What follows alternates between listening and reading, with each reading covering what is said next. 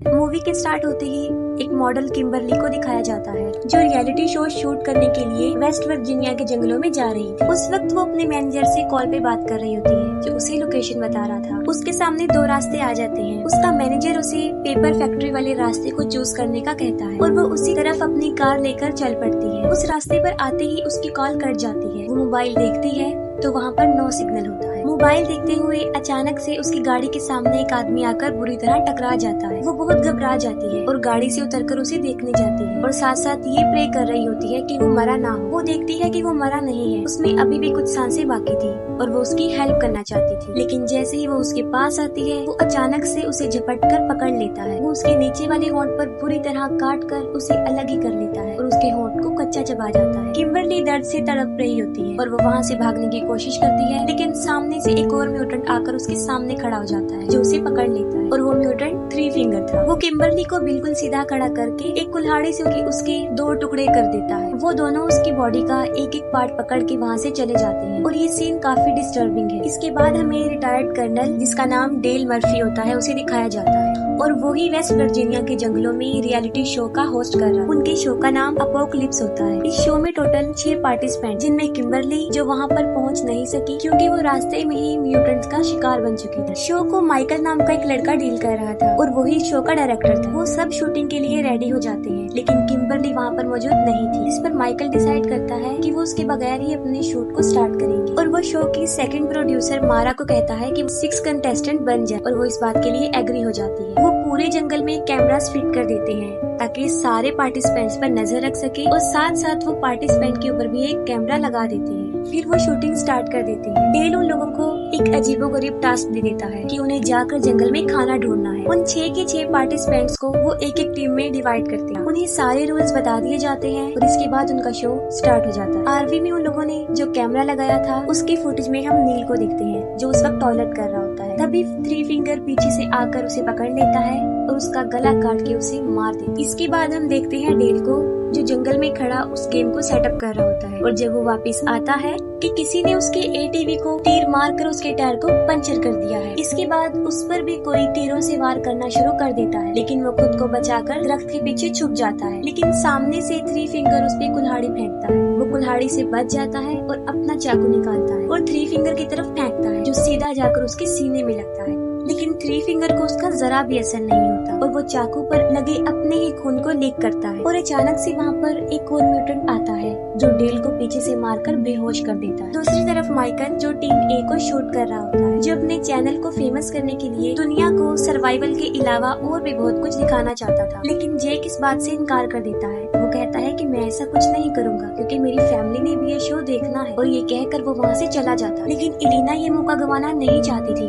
और वो चाहती थी कि वो शो में सबसे ज्यादा नजर आए और इसीलिए वो माइकल को लालच देती है। नीना और मारा को एक टास्क मिलता है और वो टास्क ये था कि उन्हें रिवर के पास जाकर अपना वो टास्क कंप्लीट करना था। वो तेजी से भागकर रिवर के पास आ जाती है और मारा उस टास्क को पूरा करने के लिए आगे बढ़ती है और देखते ही देखते वो टास्क को कंप्लीट कर लेती है। लेकिन साथ में वो माइकल और इलीना को भी देख लेती है जिससे वो काफी डिसहार्ट होती है क्योंकि ये सब कुछ वो माइकल के लिए ही कर रही होती है। वो काफी दुखी हो जाती है जिस पर नीना उसे बहुत समझाती है। एम्बर और जॉन्सी को जंगल में एक बारबेक्यू नजर आता है और वो समझते हैं कि शायद यही उनका टास्क है और वो कपड़े की मदद से उसे वहाँ से उठाकर ले जाते हैं। मारा उस जगह को छोड़ना चाहती थी और वो चलते चलते घर के सामने आ जाती है। वो घर के अंदर घुस जाती है ताकि वहाँ से वो फोन ढूंढ सके। उस घर में उन्हें डी फार्म लोगों की पिक्चर भी नजर आती है जिसमें टोटल 4 लोग होते हैं। 4 लोग पापा, माँ, ब्रदर और सिस्टर जो कि बहुत खतरनाक म्यूटेंट्स थे। अभी वो पिक्चर्स देख ही रही होती है कि वहाँ पर कोई चिल्लाते हुए अंदर आ जाता है और वो दोनों छुपकर देखने लगती है और वहाँ पर माँ और सिस्टर होते हैं। माँ को डिलीवरी पेन हो रहा था। सिस्टर उसे टेबल पर लिटा देती है और वहीं पर वो एक बच्चे को पैदा करती है। वो बच्चा बहुत ही ज्यादा खौफनाक था। नीना और मारा उस बच्चे को देख रही होती है। तभी सिस्टर की नजर उन पर पड़ जाती है। वो उन पर झपटने लगती है। तभी वो दोनों दरवाजा बंद कर देती है और एक बेड के सहारे से उस दरवाजे को मजबूती से बंद कर देती है। लेकिन बाहर से सिस्टर उस दरवाजे को तोड़ रही होती है और सारी विंडोज भी मजबूती से बंद होती है। वो काफी घबरा जाती है क्योंकि बचने का उनके पास कोई रास्ता नहीं होता। उन्हें कुछ समझ नहीं आ रहा होता कि अब क्या करें। तब मजबूरन उन्हें उनके टॉयलेट पिट से बाहर आना पड़ता है। वो दोनों अपनी जान बचाकर तेजी से वहाँ से भाग रही होती है लेकिन पा उन्हें देख लेता है। वो एक कुल्हाड़ी उनकी तरफ फेंकता है जो सीधा आकर मारा के सर पर लग जाती है। है। नीना उसे बचाने के लिए वहाँ पर नहीं रुकती और भाग जाती है। पा वहाँ पर आकर मारा के सर से वो कुल्हाड़ी निकालता है और नीना के पीछे चला जाता है। नीना वहाँ पर छुपी होती है और वो अपनी जान बचाने की बहुत कोशिश करती है। दूसरी तरफ माँ ट्रक लेकर पा को वहाँ से लेने आती है और ट्रक के ऊपर उसने मारा को भी बांधा होता है। वो उसकी उंगली को चबाकर दूर फेंक देती है और वो उंगली सीधा जाकर नीना के पास गिर जाती है। नीना बड़ी मुश्किल से अपने मुंह पर हाथ रख के अपना मुंह बंद करने की कोशिश करती है और जब वो लोग वहाँ से चले जाते हैं तब नीना भी वहाँ से भाग जाती है। माइकल वहाँ से निकलकर हार्वी की तरफ चला जाता है और पीछे से एलिना अकेली रह जाती है। ब्रदर छुपकर काफी देर से एलिना को देखता होता है। इतनी देर में सिस्टर भी वहाँ पर पहुँच जाती है और वो उसे देखकर जेलस होती है और ब्रदर को पीटना शुरू कर देती है। एलिना वहाँ से भाग रही होती है कि सिस्टर एक चाकू लेकर उसके पीछे पड़ जाती है। वो उसकी कमर में बहुत ज्यादा चाकू मारती है और उसे इतना जख्मी कर देती है कि उसकी स्पाइन तक नजर आने लगती है और वो मौके पर ही मर जाती है। डेल को जब होश आता है तो वो देखता है किसी ने उसे उल्टा लटकाया हुआ। थ्री फिंगर उसके सामने खड़ा होता है जो नील को काटकर डिनर की तैयारी कर रहा होता है। तभी पा और माँ वहाँ पर ट्रक लेकर पहुँच जाती है और वो मारा की डेड बॉडी को वहाँ पर रखकर चले जाते हैं। थ्री फिंगर डेल को मारने ही वाला होता है जिस पर डेल उसे जख्मी करके खुद को आजाद कर लेता है। डेल एक बहादुर सोल्जर होता है और वो बड़ी हिम्मत से थ्री फिंगर का मुकाबला करता है और लास्ट में वो थ्री फिंगर से गन छीनकर उसे ही गोली से उड़ा देता है। फिर माइकल हार्वी में आता है और वो सारे कैमरास को चेक कर रहा होता है तो अचानक से हार्वी खुद ब खुद चल पड़ती है। माइकल सोचता है कि शायद नील उसे चला रहा है लेकिन उसे पा और माँ चला रहे होते हैं और वो माइकल को पकड़ लेते हैं और पा उसे मार मार के जख्मी कर देता है। दूसरी तरफ जेक, एम्बर और जॉन्सी जो बड़े मजे से बारबेक्यू एंजॉय कर रही होती है। नीना बहुत घबराई होती है और हाँफते हुए वो उन लोगों के पास पहुंच जाती है। वो सब कुछ उन लोगों को बता देती है और कहती है कि हमें यहाँ पर अब 1 मिनट भी नहीं रुकना चाहिए, हमें यहाँ से चले जाना चाहिए। जॉन्सी समझता है कि शायद ये भी शो में एक्टिंग का एक पार्ट है और वो एक्टिंग ही कर रही है। तब अचानक एम्बर की नजर उस बारबी के ऊपर पड़ती है जो वो खा रहे होते हैं। वो देखते हैं कि उसके ऊपर किम्बरली का टैटू बना हुआ है और वो समझ जाते हैं कि वो किम्बरली की टांग खा रहे होते हैं। ये देखकर वो वहाँ पर बिल्कुल भी नहीं स्टे करती और वहाँ से भाग जाते हैं। वो आरवी की तरफ आते हैं लेकिन वहाँ पर उन्हें कुछ भी नजर नहीं आता। तब वो डिसाइड करते हैं कि हमें अपनी जान बचाने के लिए पेपर मिल की तरफ भागना होगा। डेल को भी वो घर मिल जाता है और उस घर में उसे मेनार्ड मिलता है। मेनार्ड मूवी के फर्स्ट पार्ट में गैस स्टेशन का मालिक होता है। डेल वहाँ अपने जख्मों पर टांके लगा रहा होता है और मेनार्ड उन्हें इन म्यूटेंट्स के बारे में बताता है। वो उसे बताता है कि ये म्यूटेंट्स इन ब्रीडिंग और पेपर मिल से निकलने वाले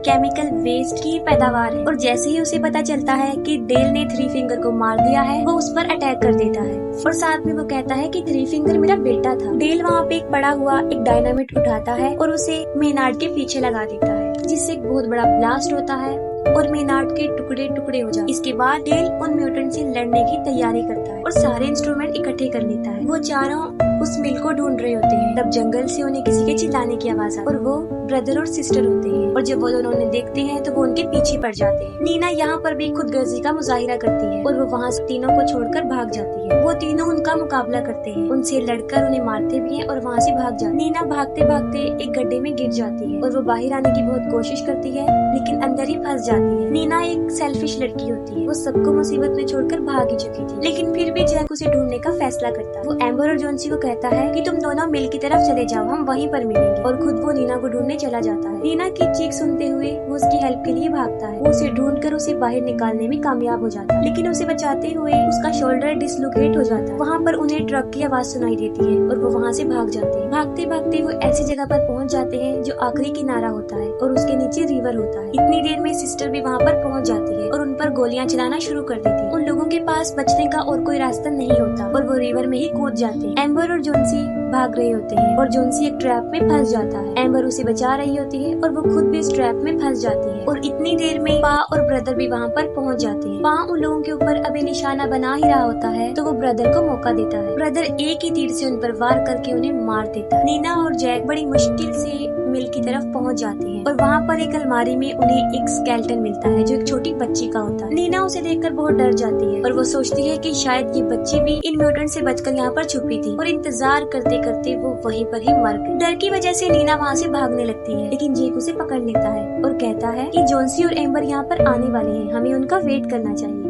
वहाँ वो देखते हैं कि विक्टिम्स की बहुत ज्यादा गाड़ियाँ खड़ी हुई थी जो तादाद में बहुत ही ज्यादा थी और वहाँ पर उनकी आरवी भी खड़ी जिसमें माइकल की मुसलसल चिल्लाने की आवाजें आ रही। वो दोनों उसे बचाने के लिए आगे बढ़ते हैं जब जेक अंदर जाता है तब वो देखता है कि माइकल लाइव आ रहा है और माँ उसे बड़ी बेरहमी से मार देती है, जिस पर जेक समझ जाता है कि ये उनके लिए बिछाया गया एक ट्रैप है। लेकिन अब वक्त गुजर चुका था और वो दोनों उन दोनों को भी पकड़ लेते हैं। नीना जब होश में आती है तब वो देखती है कि किसी ने उसे डाइनिंग टेबल के सामने बांधा हुआ है और जेक को भी सामने लटकाया हुआ है। तब उस फैमिली का डिनर का टाइम होता है और डिनर करने से पहले वो सब प्रे करते हैं। ब्रदर जबरदस्ती नीना के मुंह में खाना डालता है और यहाँ पर हमें पता चलता है कि वो फैक्ट्री ही असल में उनका घर था। माँ एक ग्राइंडर में बचे हुए बॉडी के वेस्ट पार्ट फेंक देती है और वहीं पर डेल उसे छुपकर देख रहा होता है। डेल बाहर आ जाता है और उसकी मूवमेंट से आवाज पैदा हो जाती है, जिससे उन सबको पता चल जाता है। आवाज सुनते ही वो उसे ढूंढना शुरू कर देते हैं। डेल ब्रदर और सिस्टर को अपने ट्रैप में फंसाता है और उन दोनों को भी डायनामाइट से उड़ा देता है। अंदर नीना खुद को आजाद करने की कोशिश करती है और इतनी देर में डेल वहाँ पर पहुँच जाता है और वो उसे आजाद कर देता है। उसके बाद वो जेक को भी खोल देता है। तभी पा और माँ भी वहाँ पर आ जाते हैं और अपने बच्चों को टुकड़े टुकड़े हुआ देखकर वो दोनों पागल हो जाते हैं। पा डेल के ऊपर कई बार तीर से वार करता है, लेकिन वो एक स्ट्रॉन्ग इंसान था। माँ उसकी तरफ एक तेज धार वाला हथियार फेंकती है जो उसकी गर्दन से लिपट जाता है और वो उसकी पूरी गर्दन काट देता है। उसे बहुत ज्यादा ब्लीडिंग होती है और मौके पर ही उसकी भी मौत हो जाती है। नीना बड़ी मुश्किल से उस मिल से बाहर आ जाती है, लेकिन गलती से जेक उस ग्राइंडर वाले रूम में चला जाता है। माँ और पा भी वहाँ पर पहुँच जाते हैं और जबरदस्ती उसे ग्राइंडर में फेंकने की कोशिश करती है। नीना को जैक की चीखें सुनाई देती है और अब वो उसकी हेल्प के लिए जाती है। वो पा की गर्दन पर बाइट करके उसका मांस उखाड़ देती है और जेक मारते हुए पा को ग्राइंडर में धकेलने की कोशिश करता है, जिससे उसका एक हाथ कट जाता है। एंड वक्त पर माँ उसे ग्राइंडर से बाहर निकाल देती है। इतनी ही देर में नीना एक लीवर खींच देती है, जिससे लकड़ी का लोग वहाँ से मूव करता हुआ उन लोगों से टकरा जाता है और सीधा उन्हें ग्राइंडर में फेंक देता है, जिससे उनका कीमा कीमा बन जाता है। नीना और जेक एक कार में बैठकर वहाँ से चले जाते हैं। फिर लास्ट सीन में हमें दिखाया जाता है कि थ्री फिंगर अभी मरा नहीं होता, वो भी जिंदा होता है, जो कि डी फार्म बच्चे को फीड कर रहा होता है और वो भी मारा की फिंगर से। और इसके साथ ही मूवी एंड हो जाती है।